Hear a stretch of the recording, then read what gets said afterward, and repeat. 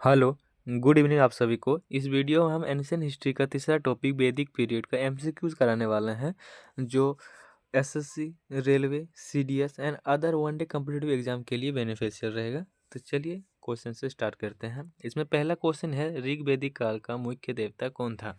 और जो ऋग वैदिक काल का मुख्य देवता कौन था? विष्णु, शिव, इंद्र और ब्रह्मा। जो इंद्र था वो वैदिक काल का मुख्य देवता था। इंद्र युद्ध, वर्षा और शक्ति का देवता थे। इंद्र वर्षा, युद्ध और शक्ति के देवता थे। ऋग्वेद में सबसे अधिक सूक्त इंद्र को समर्पित है। चलिए नेक्स्ट क्वेश्चन देखते हैं। ऋग्वेद में कुल कितने मंडल हैं? इनमें कुल कितने मंडल है? 8, 9, 10। इनमें कुल 10 मंडल है। ऋग्वेद में कुल 10 मंडल है, जिसमें 1028 सूक्त है। 10 मंडल है और 1028 सूक्त है, ये भी याद रखिएगा।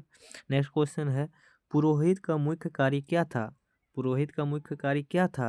कर वसूलना, न्याय करना, यज्ञ करना या सोना का नेतृत्व। यज्ञ करना पुरोहित का मुख्य कार्य था। पुरोहित यज्ञ, हवन एवं धार्मिक अनुष्ठान करवाता था। नेक्स्ट क्वेश्चन है, वैदिक काल में सबसे प्रमुख धातु कौन सी थी? तांबा, आकाश्य व वैदिक काल में सबसे प्रमुख धातु थी। नेक्स्ट क्वेश्चन है, ऋग्वैदिक समाज की सबसे छोटी इकाई क्या थी? ऋग्वैदिक काल में जो सबसे छोटी इकाई क्या थी? वह कुल था।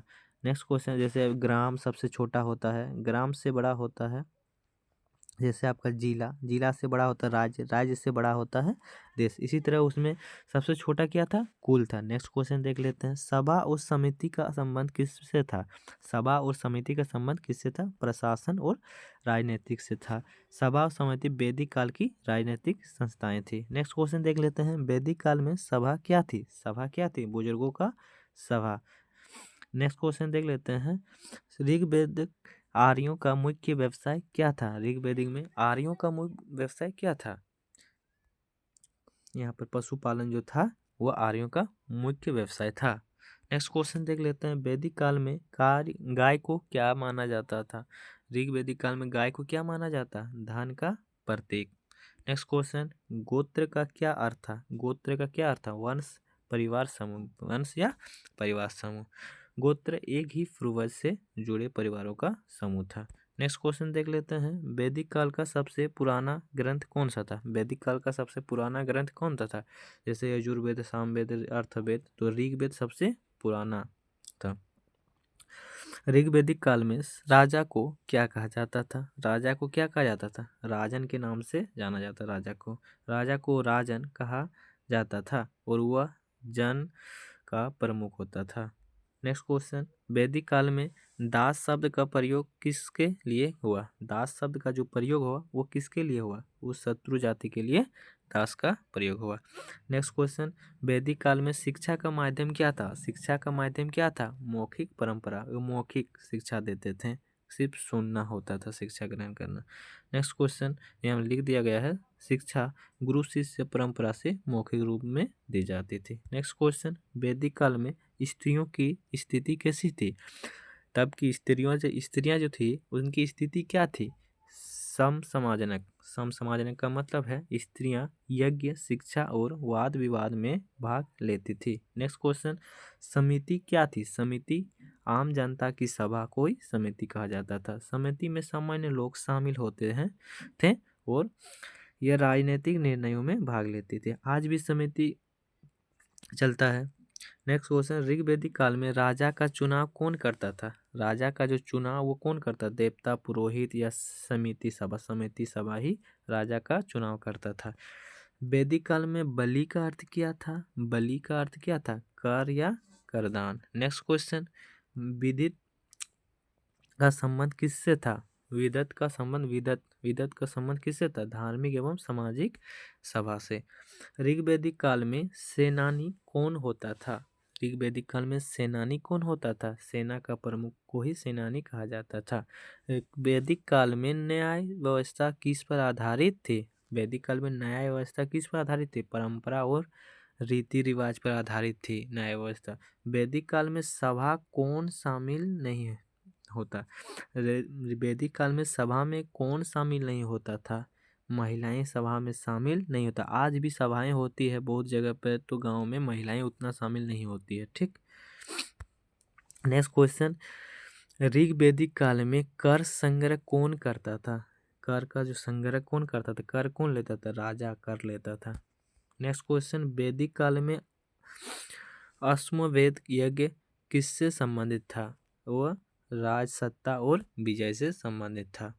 नेक्स्ट क्वेश्चन, वैदिक काल में सबसे लोकप्रिय पेय कौन सा था? जो सबसे लोकप्रिय पेय कौन सा था? वह सोमरस। सबसे लोकप्रिय पेय का मतलब होता है पीना योग्य। दूध, सूरा, सूरा का मतलब दारू, जल या सोमरस। सोमरस सबसे लोकप्रिय पेय था। नेक्स्ट क्वेश्चन, वैदिक काल में विवाह का प्रमुख उद्देश्य क्या था? विवाह का जो प्रमुख उद्देश्य वो क्या था? संतान उत्पत्ति और धर्म पालन। नेक्स्ट क्वेश्चन, वैदिक काल में निष्क, निष्क का क्या था? निष्क क्या था? वह आभूषण या मुद्रा जैसे प्रयोग। नेक्स्ट, वैदिक काल में शिक्षा का केंद्र क्या था? शिक्षा का केंद्र गुरुकुल था। गुरुकुल से शिक्षा प्रदान किया जाता था, इसी को शिक्षा का केंद्र कहते थे। नेक्स्ट क्वेश्चन, वैदिक काल में उषा किसकी देवी थी? जो उषा थी वह किसकी देवी थी? प्रभात या भोर की देवी उषा। उषा को प्रभात काल की देवी माना जाता था।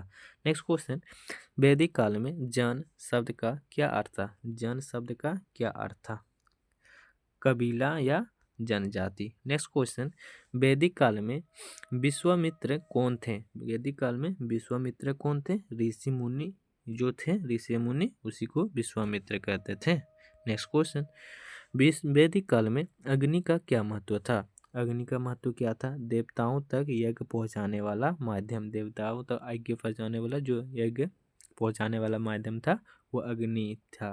नेक्स्ट क्वेश्चन, वैदिक काल में किस वेद में संगीत का वर्णन है? किस वेद में संगीत का वर्णन है? वही पूछा गया, सामवेद में संगीत का वर्णन है। सामवेद में गाना व संगीत से जुड़े मंत्र हैं। नेक्स्ट क्वेश्चन, वैदिक काल में अर्थवेद किससे संबंधित है? अर्थवेद वो किससे संबंधित है? वो तंत्र मंत्र व जनजीवन से संबंधित है। जैसे संगीत सामवेद, यहाँ पर अर्थवेद तंत्र मंत्र संबंधित है। नेक्स्ट क्वेश्चन, वैदिक काल में वरुण किसके देवता थे? जो वरुण थे वो किसके देवता थे? जल और ऋत, जल और ऋत के देवता थे। नैतिक व्यवस्था, वरुण को नैतिक नियमों का संरक्षण माना गया। नेक्स्ट क्वेश्चन, वैदिक काल में वर्ण व्यवस्था किस आधार पर थे? जो उनका वैदिक काल में जो वर्ण व्यवस्था वो किस पर आधारित थी? कर्म और कार्य पर उनका वर्ण का आधारित था। प्रारंभ में वर्ण व्यवस्था कर्म पर आधारित थी, जन्म पर नहीं। नेक्स्ट क्वेश्चन, वैदिक काल में ब्राह्मण का कार्य क्या था? वैदिक काल में ब्राह्मण का क्या कार्य था? यज्ञ व शिक्षा देना। नेक्स्ट क्वेश्चन, वैदिक काल में क्षत्रिय का मुख्य कार्य, क्षत्रिय का मुख्य कार्य क्या था? युद्ध और शासन। नेक्स्ट क्वेश्चन, वैदिक काल में वैश्य किससे संबंधित थे? वह वैश्य किससे संबंधित थे? व्यापार व कृषि से संबंधित थे। नेक्स्ट क्वेश्चन, शूद्र का कार्य क्या था?